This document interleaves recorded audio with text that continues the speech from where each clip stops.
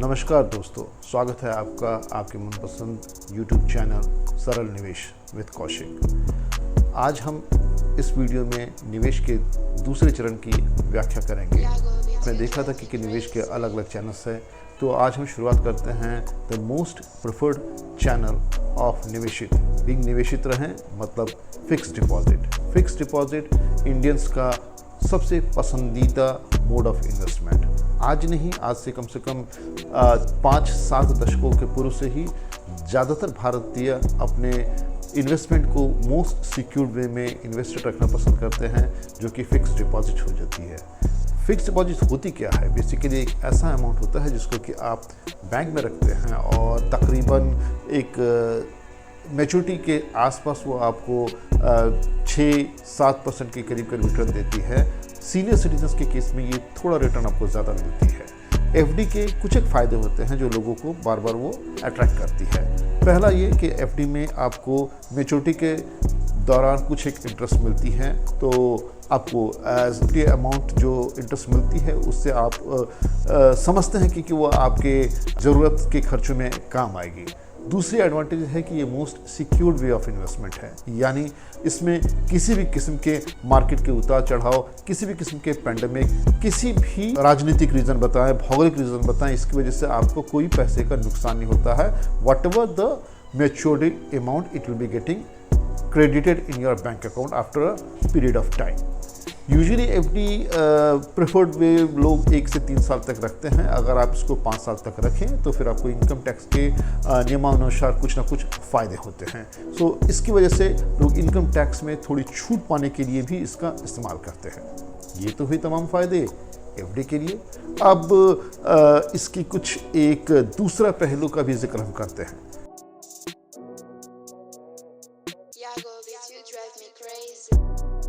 उसकी लिमिटेशंस की चर्चा करेंगे।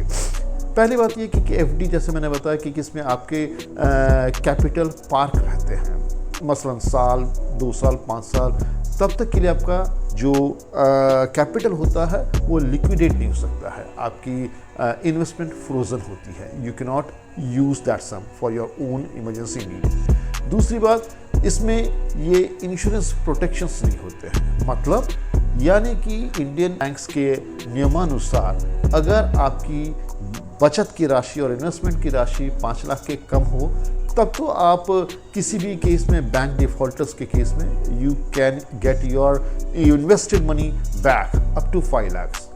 भगवान न करे अगर आपने 10, 15, 20, 25 का अगर आपने एफडी किया हुआ हो, then there is a chances that you may lose the company in case of bank defaulters. और सबसे ज़रूरी बात जिसकी हमने जिक्र पहले वीडियो में किया था और आगे भी खुल के इस पे बात करेंगे, वो है क्या एफडी, जिसको कि आपने समझा था कि हम इसे एक प्रेफर्ड ग्रोन अप इन्वेस्टमेंट में रखते हैं, क्या उसके लिए ये सही साबित होता है? मैं आपको बता दूं थोड़े से छोटे एग्जाम्पल के साथ। यूजुअली एफडी आपको 6 से 7% तक का रिटर्न देती है, जैसा हमने शुरू में बताया, लेकिन महंगाई दर कहीं भी 8-9% से कम नहीं होती। और गौर मतलब चीज़ें हैं, कोई ऐसी चीज़ें जैसे कि मसलन एजुकेशंस, इन सब चीज़ों के जो खर्चे होते हैं वो 10, 11 और कहीं कहीं 12% तक भी इन्फ्लेशन को काउंट करते हैं। सिंपल एग्जांपल में अगर आप समझें, कोई एक बंदा अगर अपने बच्चे की हायर स्टडीज़ के लिए फ़र्ज़ करें 10 लाख रुपए की राशि सोचता है कि ये राशि आज के केस में अगर वो लगेगी, और अगर वो आज से 10 साल के बाद उसी राशि को ये सोच के संचय करता है कि चलो हम इसे एफडी में रखते हैं, लेट द रिटर्न कम, और वो उसके एजुकेशन के लिए सफिशिएंट होगा, क्या सच में सफिशिएंट है? आप एक सिंपल कैलकुलेशन कर लें कि 10 लाख रुपए अगर आप 6% के हिसाब से और अगर बैंक में 10 वर्षों के लिए रख देते हैं, तो आपको मैच्योरिटी में यह अमाउंट करीब 17,90,000 के करीब ही देगा। लेकिन अगर आप महंगाई दर को अगर उसमें जोड़ते हैं, जो कि आपके तकरीबन 10% के ही करीब मैं यहाँ पे आंकता हूँ, उसके बाद आज से करीब 10 साल बाद वो महंगाई दर के हिसाब से उस पैसे की कीमत उस वक्त 26 लाख रुपए पे करनी होगी। यहाँ पे आपके सीधे 8 से 9 लाख रुपए का गैप है, वो सिर्फ और सिर्फ आपके जेब से उस वक्त जाएगी। सो एक छोटा सा कैलकुलेशन से देख लें, क्या एफडी आपके उन खर्चों के ज़रूरत के लिए सफिशिएंट रहेगी?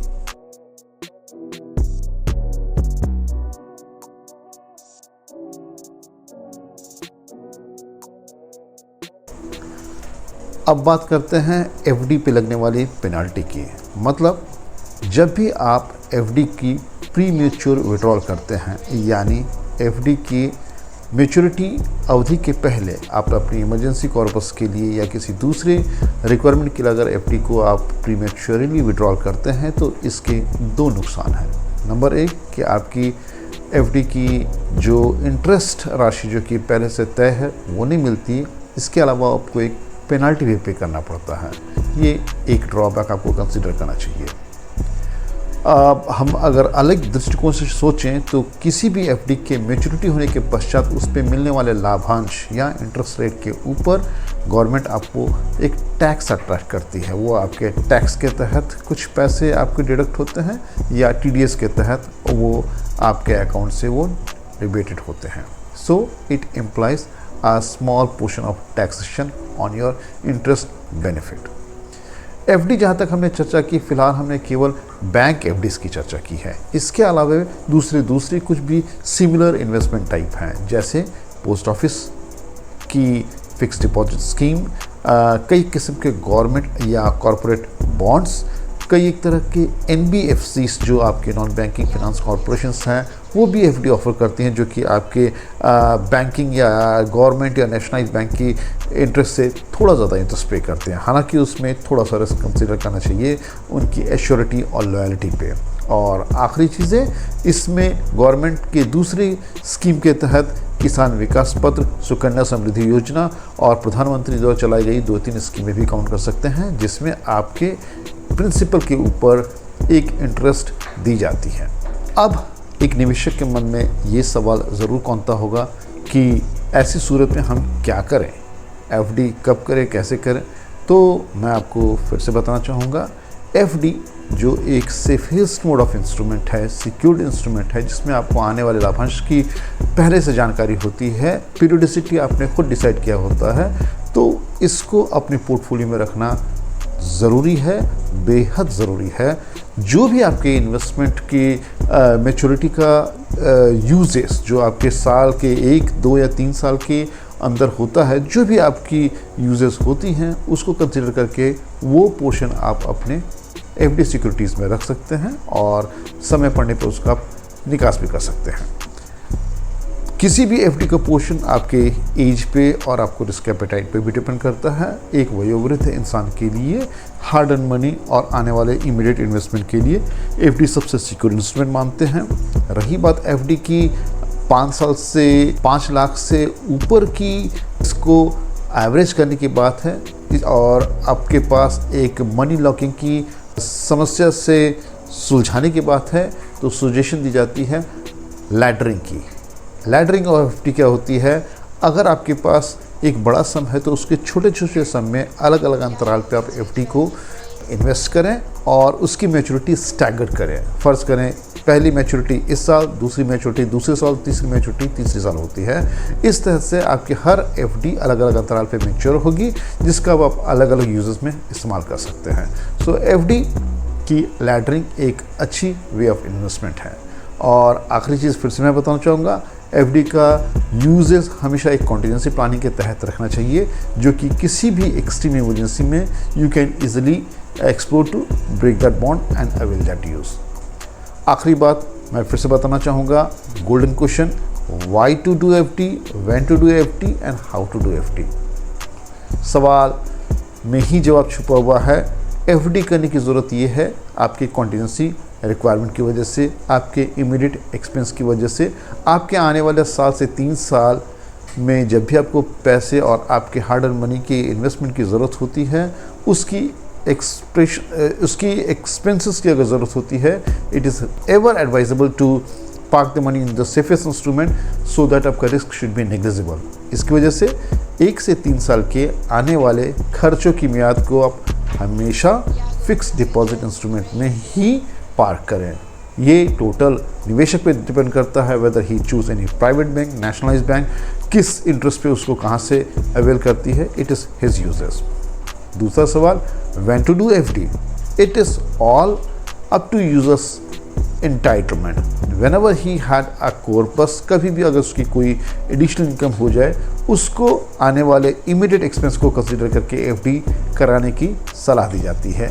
लेकिन अगर लॉन्ग टर्म होराइजन का अगर उसका कोई गोल है जिसके लिए उसके पास सरप्लस मनी है, then FD of course not recommended on that stage. और सबसे अहम सवाल, how to do FD? Very easy, you can reach any of your nearest bank, या ऑनलाइन बैंकिंग के तहत आप different flex way of FD को आप रेगुलेट कर सकते हैं और एफडी को जमा भी कर सकते हैं। आखिरी में मैं अपना डिस्क्लेमर बताना चाहूँगा कि मैं किसी भी किस्म का सेबी रजिस्टर्ड सलाहकार नहीं हूँ। हर निवेशक को सलाह दी जाती है कि वो अपने फिनांस एडवाइज़र से, सर्टिफाइड फाइनेंशियल प्लानर से या चार्टर्ड अकाउंटेंट से मिलके अपने वित्तीय व्यवस्था स्थित अपने सवालों को जाहिर करें। यह वीडियो एकमात्र शैक्षणिक उद्देश्य से बनाया गया है, जिसमें हमने अलग ब्लॉग से, अलग आर्टिकल से इन्फॉर्मेशन लेके अपने यूज़र्स को, अपने इन्वेस्टर्स को सरल निवेश के माध्यम से जागरूक करने का प्रयास किया है। हार्दिक धन्यवाद।